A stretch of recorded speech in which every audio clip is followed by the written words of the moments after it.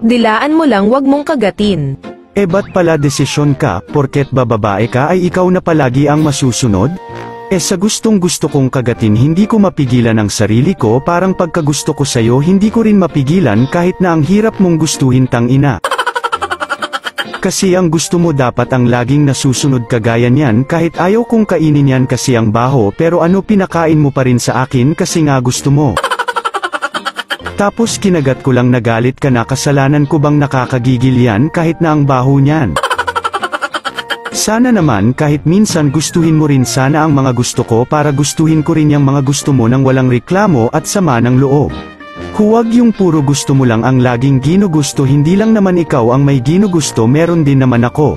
Pero kahit na ganyan ka, alam mo bang ang pagkagusto ko sa'yo ay parang pagkagusto ng langaw sa tae. Kahit na ayaw sa'yo ng lahat, ikaw pa rin ang gusto ko kasi mabaho ka ay mahal